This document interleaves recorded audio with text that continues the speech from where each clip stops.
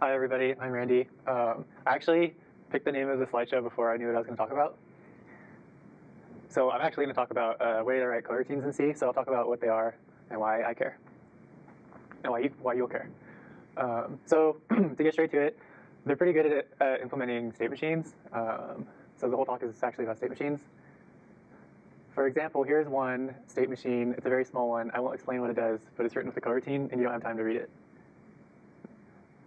So here's a quick description of what a coroutine is. You can click, you can find these slides somewhere online after the talk, so don't worry if I skip over anything quickly. But that Wikipedia link is okay. If you're familiar with Lua, Lua has coroutines built into the language. So if you know what those are already, then you have a lot of familiarity, so that's good. It's also just a good example to learn about the concept in general. It's just practice Lua language, so I'm recommending that. But the main feature is, you can think of a coroutine as like a function that can be paused and then resumed later at any time. So at any point when it's running, the whole thing can just be captured and stored somewhere in memory. Execution will stop. And then later on, whenever we like, sort of pick up the whole chunk and start resuming from the same spot and keep going. And there's a bunch of reasons why that's cool when I'll talk about it later, or now. So this whole slide program was written in 275 lines of code with coroutines. So that's one example of. So like all the timers for printing text and at like random slight time intervals to look like it's typing and stuff. All the logic for going over all the different slides, displaying different colors, all of it's sort of wrapped up in these tiny little state machines, and they're just sort of nested. So there's a bunch of stuff that this slideshow does. And the real thing is like handwriting state machines is pretty complicated, at least in my opinion. So I just have a GIF that I like to quickly talk about, or like give it a quick example. So there's two different kinds of enemies, and you can imagine each one, like what the code might look like for each one, running two different types of state machines. That dude's sort of popping out of the grass and throwing spears at Link, and this guy's throwing bombs at Link. And if anyone's played this game before, there's a lot of enemies in the game, so as somebody's writing code for this and tweaking the design over time, over the course of probably a couple of years, there's like hundreds of these enemies, and they're constantly being iterated, and managing all the state transitions is really pretty insane, and it's a lot of work. So anything that can be done to reduce that kind of work is really important. So just to sort of lay out all the complexity of just one of those enemies in that GIF, I sort of wrote down the bare minimum steps that I could think of to handle all the animation and all the different logic for controlling the guy that pops out of the grass. So you can see it's, even when I just written in English, it's still pretty complicated. And this is what I came up with, like the simplest way I could think of to implement this in C. And the key parts, oh, well, I'll just run through it. So imagine there's a struct for the grass enemy, and you can see it has some state like a timer, something to capture how much time's elapsed, some kind of integer for switching through these with a switch case statement, and then maybe some defines for different times for like how long the dude should hide in the grass and how long he'll hold the spear in his hand before throwing it, and all kinds of stuff. And then the actual functions for dealing with all the state transitions and handling the states themselves. And you can see inline all these if statements, kind of ad hoc on all these little timers. Like really the annoying thing is transitioning from one state to another and handling time. Yeah, writing this all by hand over and over and over again is, I mean, I've done it before. It's not very fun, honestly. And it's just a lot of work for one enemy. Yeah, so just imagine, writing 100 different enemies like that. Oh, and there's another problem with that function that I showed a moment ago that just was running one switch. This is actually something I ran into in the industry in AAA games as well. The idea is that as you run a switch statement, typically your switch will only do one jump, depending on what your variable is. So if you want to transition from one state to another, you'll typically have to wait till next frame when the whole function gets run again. And then every single time you want to transition from one state to another, you have to wait one frame, and you just introduce these one frame delays. And there's not really a reason for them other than it's just sort of a limitation of only having like one switch statement without a loop. So that one frame lag or one tick lag is pretty prevalent in a lot of games. It's very annoying. But for coroutines, it's more or less a non-problem, which I'll show later. So there's this concept that I personally talk about a lot. I don't think this is like a real definition, so I'm just defining it myself right here to talk about it. Code flow is something that I think is really important. And the way I think of code flow is if you could draw a line through the code to sort of trace its path of execution for all the functions and stuff, it was really simple sort of from start to finish without any jumps. That's strong code flow or good code flow. Typically, it's really important when you're working on a piece of code for a long period of time, because at any point, if the code flow is very simple, it's easy for someone to come in and understand the whole picture of how it all fits together. If it ever gets broken up into different pieces, you're incurring evil. And here's some examples of evil things. And this is all my opinion, by the way, but go to switch statements calling into another process. Calling into it, what does that even mean? Oh, opening another process is what I meant. Forking, spawning threads, long jumps, exceptions, and anything else similar. just pretty much anything that jumps the execution in a strange way that's hard to follow without a debugger. Is like a very costly abstraction. Anyways, state machines do break code flow. Switch cases, I mean, they're jumping the execution pointer around. But Coroutine can help with that as well. So now I've rewritten the previous sort of basic C implementation of one switch statement to a coroutine with an API that I designed using some macros. And that's it. This is equivalent, functionally equivalent to all the code. So you can see it's more compact. And the reason it's more compact is state transitions are sort of captured in these macros. Rather than typing them out yourself, you can make an API that sort of handles state transitions in a more like English readable way. So if you read this, it reads more like a script. So this function just gets called once every frame, right? For each enemy. It's the same almost in terms of how you use the function, but the implementation reads more like a script. You can read it as play an animation and then wait 3 seconds and then change the facing direction of this enemy and then wait a little longer and then throw a spear and then wait a little longer. So you see these wait concepts, pause, wait 3 seconds and resume before going on. Takes away almost all the complexity in the last example where there's tons of if statements on that float timer. So now the question is, how might these be implemented in C? So I originally got the idea from reading about Duff's device, so just some guy's last name. He came up with the idea. There's a nice Wikipedia page on it. And like I mentioned earlier, key functionality is the pause and resume part. So with the coroutine, you can write code that looks more like this. Do something and then wait, and then do something and then wait, and then do something and start over. So here's it's like a tutorial on kind of like making a Duff's device. Really good thing. It's very old also. So it stood the test of time. Okay, so this code we'll actually read, and it'll be run and compiled and run. It's just a one run function being run in a loop, and it will return whether or not to keep going. And the run function is implemented with the simplest version I could think of a state machine, or a coroutine, rather.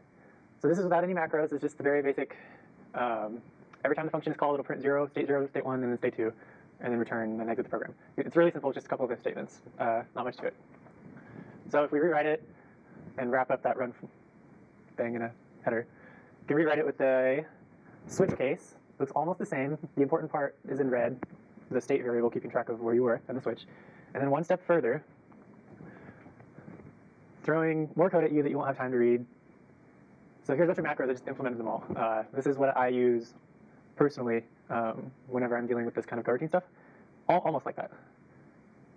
So pretend you read them and understand them, and you can rewrite that function in a more like human English script style, like you're literally reading from a play script. Do state pause, then the next state pause, then the next state pause, and then finally actually return 0 and quit the program. And compiles and runs, although it's doing something slightly different, but that's fine. Okay, here's one more quick example demonstrating these wait macros. So all it's doing is incrementing time with DT. DT is just just 0.25, and then printing out. It prints out the time every single time the functions run, but then the states are also transitioning. So you can see that these wait macros are actually working. There's like a different amount of time between each state transition. Okay, so those are tiny use cases. I'll show you a really big one. This is something I wrote for fun. It's on GitHub. This is just I'm just using coroutines to implement animation stuff. So all the animations in this GIF were controlled by some coroutines that are printing in the background right now. And the cool thing is, if we were to go and read one of them, it's very easy to read, in my opinion. I'll show you an example. I'll just jump into the file randomly and read something. But like picking which direction this player is facing and which frame you're on and handling all the timers and everything, and pretty much all about the character visually is controlled by these little coroutines in the back that are almost done printing. So I'll read one. So here's when the character's running, it's just flipping through all the different run pictures. So you can see the way it works is this is the amount of time, so 0.1 seconds between each frame as the guy is running. And then pick one of them to draw, and then wait for that 0.1 seconds, and then draw the next one, and then wait, and then draw the next one, all the way to the bottom, and then there's this go to run start. We'll go back to the beginning. That's it. So usually, like in bigger games, people will make animation files, like XML or something, that describes all this stuff, and then they load it up in their game. But I mean, another way of doing it, especially if you have a smaller project, is you can just write this code, and it takes like 10 seconds. So besides that toy example of the last slide, I also use these professionally at work. and in my own like home projects for like game stuff. But I've used this stuff in network packet parsers and serializers. So this stuff is very good for parsing things, because when you're parsing, especially like parsing text, there's tons of if statements and all kinds of. You'll figure it out if you start writing that kind of code. Or animation controllers. Oh, a really good one. To be able to pause and resume a function is pretty sweet if, for example, you're streaming assets off disk on a certain thread, and for some reason you just pause that, and then hit the disk to like load something else more critical, and then later keep resuming, keep loading whatever you're streaming before. I've seen in production coroutines used for exactly that. That's actually where I originally learned about this idea. Where was that at? That was at that game company.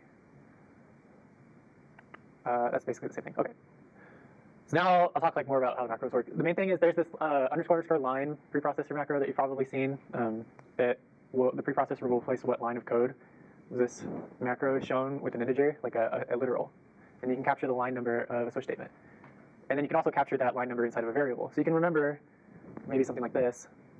You can have a case for what line number you're on, and then you can also track what line number you're on in a variable. And then that way you can jump to it again later. So here's an example. I also implemented yield.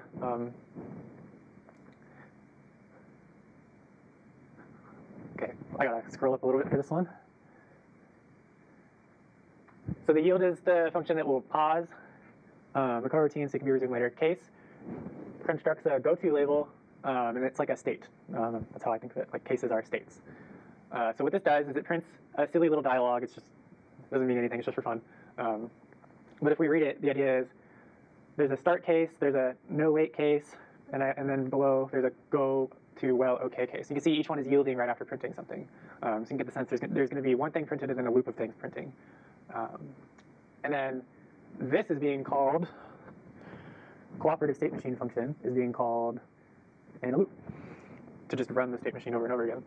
And here's what that output looked like. This is actually, like all this code, I don't recall if I mentioned or not, but it was being compiled in the background and the output is actually printing here. So all that code that shows these compilation finished things is actually being run just to prove it works. Anyways, so this was a tale of two people. There's person A and person B, and A is like trying to leave, and person B like, no, wait, come back. And then person A is like, no, I'm going to leave. And then it just keeps repeating. So it's just a silly example of, I don't know, state machine. Okay, what do we have here? Oh, this is a longer example. So this example is another more complicated, like printing dialogue on the screen and demo. And I think it will open a GIF that I have to zoom in on. Yeah.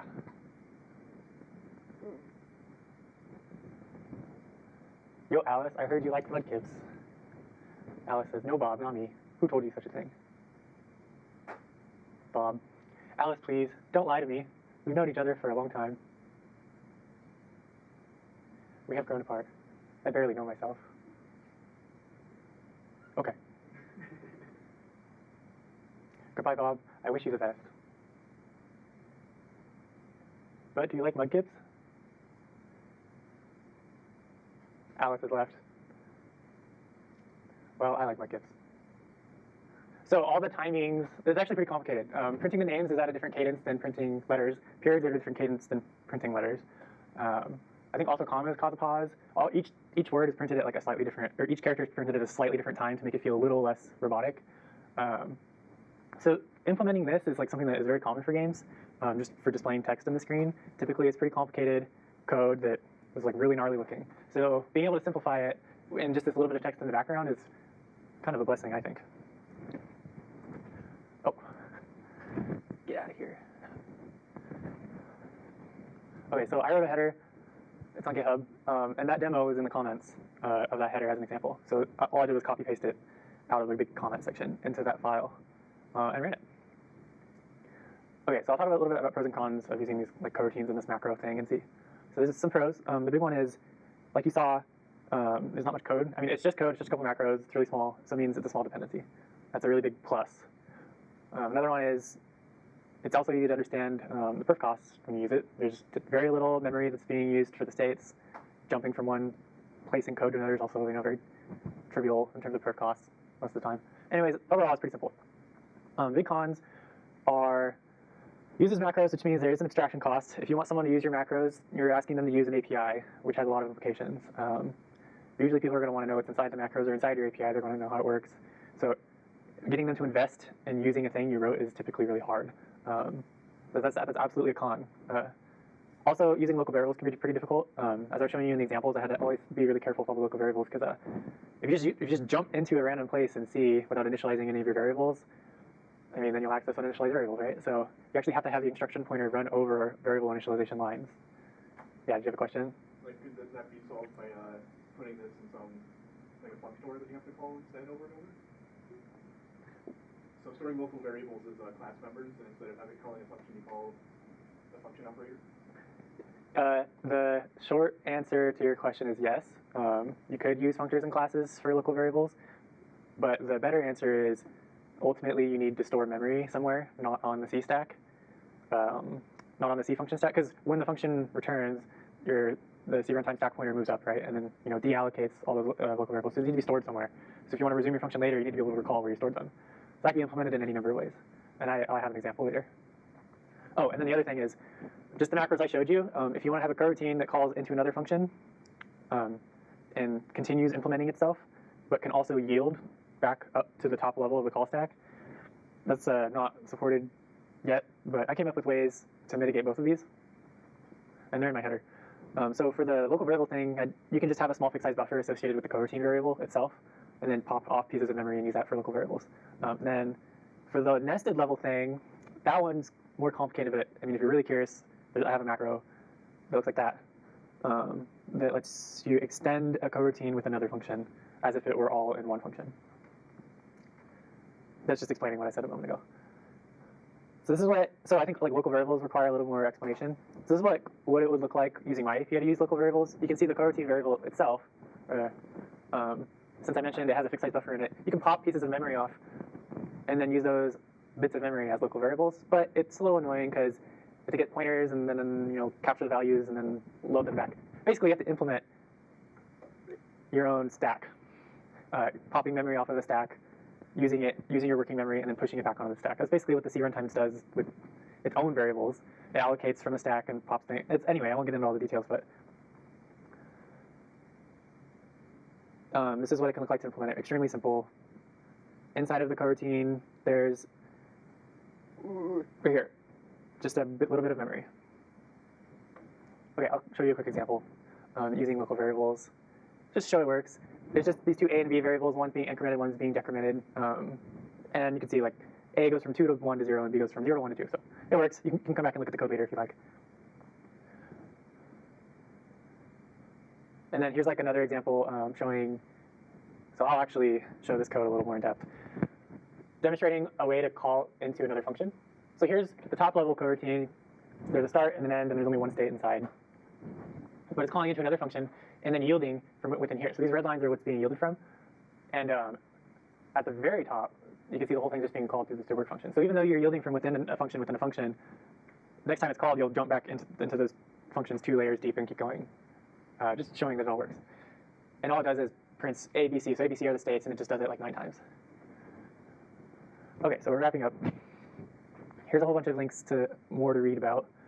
Probably my favorite one was that one right here. Oh, no.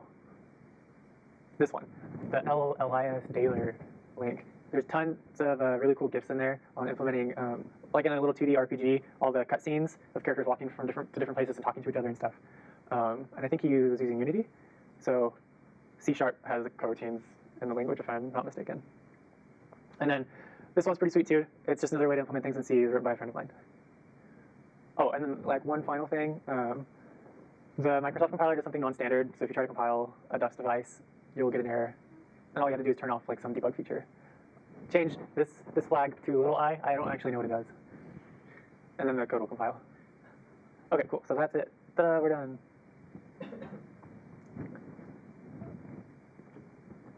Nice. Any questions about any of that? I know it's kind of a lot of code all at once.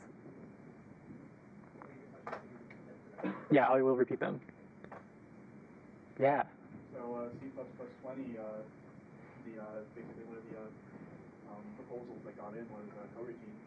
So what's the point now?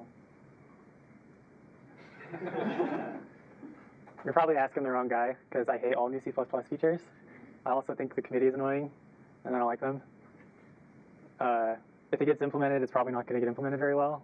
And if it, I don't know, that's bad. And it probably won't get implemented, because usually useful things don't get implemented. in C++ for new features. That's my opinion. Also, if you use a C++ feature, it won't compile in C. There's always that downside. Yeah? Oh, I forgot to say the question. I'll do it next time. So I guess like a quick follow-up to that, I had another question. A follow-up to that is like something that I heard that's often done in AAA is you don't actually use standard C++ stuff. You often re-implement all of it yourself just for the sake of high performance. Do you have any experience with that? Yeah, so he was asking, had heard that in AAA studios, oftentimes the standard is re-implemented for performance reasons, so the actual like STD namespace isn't used in games. Is that true or not? So I worked in a game studio that re-implemented all of the standard namespace with their own custom one, and I hated it because like A, it wasn't faster, and B, you have to type like a different namespace, and C, sometimes people would forget which one to include. They accidentally include the real standard headers instead of like the proprietary ones. Anyways, I digress. There's lots of annoying problems with that style. Another one I've seen is, which is a little better, is implementing just some data structures and then using those a lot. I mean, that's fine, whatever. The only downside to that is, like, the more code you have to maintain, the more money it costs, the more time it costs. And then now for my opinion, personally, using things from the standard is perfectly fine and it's whatever, but there's oftentimes compilation costs that are pretty crippling, especially once the project starts getting a little bit larger than just like a small 2-man game team, 5-man game team. When they get a little bit bigger, every single header that you include from standard will typically include, I don't know, anywhere from 20,000 like 100,000 lines of code. And if you actually start doing some performance analysis on how much compilation that incurs per translation unit, it starts to make sense why all these like games in C++ take forever to compile. Because for every translation unit, sometimes that means every CPP file, you're including like redundant code. They're all getting compiled and redundantly over and over and over again. And even if you use precompiled headers or something like that, still people have to edit the precompiled headers often, like very often. It doesn't actually help a lot of the times, and you're just kind of back to square one. And then it doesn't help with link times either. The more code you have, the longer your link time is. Linking is mostly a single-threaded operation. So even if the game studio is using something like Incredibuild, like what's that going to do for your link times? Probably not much. So yeah, in my opinion, it's better to not use templates if you can avoid it. It's better to not use standard headers in general if you can avoid them.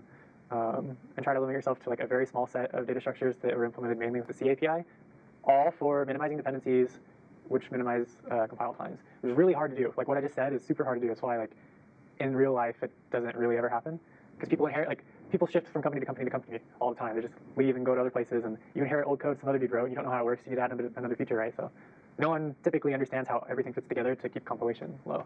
They just try to add another feature so they can like ship their game, right? So yeah, that's that. Yeah. Any other questions? Yeah, one. Have you, I think this is on GitHub, so some sort of moderator or something else. Have you tested to see if it's threaded? Oh, yeah, so he's asking about threads. What do threads have? So the way I've implemented this stuff is all the coroutines that were being run were all referencing a small coroutine pointer, which is, I don't know, the thing was probably like 512 bytes or something, so it's pretty small. And then the idea is if every single coroutine is completely independent, as in all the memory from one coroutine is completely independent from another, so there's no static memory, there's no global state associated with them whatsoever, then it's really trivial to put one coroutine on one thread. And then that's what they call trivially parallelizable. And then you're good. The only problem is if for some reason you needed 2 threads to go into one coroutine simultaneously, generally with gameplay logic, which is what this is going to be mostly useful for, you don't do multi-threading. Like, because usually gameplay logic is very intermingled with everything. So isolating what memory is being touched when is really hard. So a lot of the time it's just done in a single-threaded way. Does that make sense? Yeah. Okay, cool. Yeah. Another question? I'm guessing this would be like a pretty simple thing to do, but like I'm assuming that because most of the time you'd be doing this and catching a particular object that executes code that has something specific, you'd probably have some sort of manager, or rather, you would assign it to each object so that if it dies for whatever reason, that code execution would not be incurred, right? So as to like not dereference your memory or whatever. Yes. He's asking about instances of different objects in a game that have logic that need to be run. He's asking where would the memory of the coroutine be, and especially in terms of its lifetime relative to the object. I mean, you can package it all together. That's not always the answer.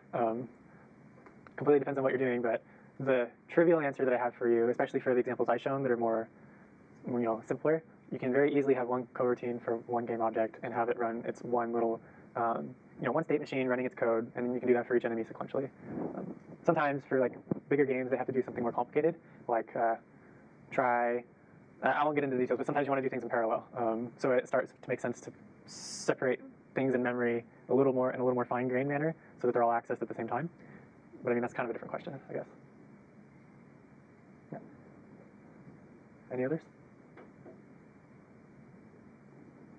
Oh, yeah. Talk a little bit more about handling the frame delay problem. Yeah. So if you, he's asking how to handle the frame delay problem. So if you have one switch statement and one function, and that holds all of the states of your, your game entity, usually the way that will get implemented, even in AAA, all of the time, is that function, the function running the state machine will get run one time per game tick. That's how they wrote their code. And that represents your chance as an entity to run some logic. And as the switch is hit, it'll do one jump into one state, one case, run some code, and then break, and then return. And typically inside of there, the variable determining which state you're in is just like an integer, and you just run the switch statement on that integer, right? That integer is stored relative to your entity. Even if you reassign that variable, if you wanted to, for example, like you have a guy chopping some wood, and you wanted to, in the same frame as he hits his last strike, and it breaks this wood apart, want it to go into the backpack. And maybe now he has a backpack that appears. So transitioning from one state of chopping to having a backpack, if you wanted to have that for some reason happen in one frame, like you can't really do that with the example I described. You have to run the switch statement again to then go into the switch statement dealing with backpack stuff, and then run backpack code. And that would happen on the next frame. But with all the coroutine examples I've shown, a lot of them have that case macro that created a goto label. So inside of the coroutine, you can just write go to a specific state, and it'll jump the execution pointer to that state and run it. And then you can arbitrarily go to another one and run that. So transitions are not tied one-to-one with calling the function. Does that make sense? Whereas with more canonical, like one function, one switch statement, it's one-to-one between jumping and calling the function. Those are the same thing. So it's just making an API for state transitions rather than having it be implicit with calling the function itself. Yeah. Would you say that's acceptable level of dependency? Oh, so the only reason that I think jumping around like that is acceptable levels of evil is because when you read the code, so when I defined code flow, the point was to make sure code's really easy to come back and read later. If it's all sort of in line, like you're reading a book or you're reading a play script, it's like easy. It's easy for your brain to understand that. It's as if you're reading a conversation. Do A, wait a little while. Do B, wait a little while. It's really easy to read, even though underneath it's actually like pausing and resuming a function in like a weird way. The idea, like the important idea of what the logic does, is not broken, even though the code flow itself is broken. Does that make sense? So that's why I think this whole thing is cool, because the ideas are all localized within one function and they're easy to read, not necessarily the actual code flow.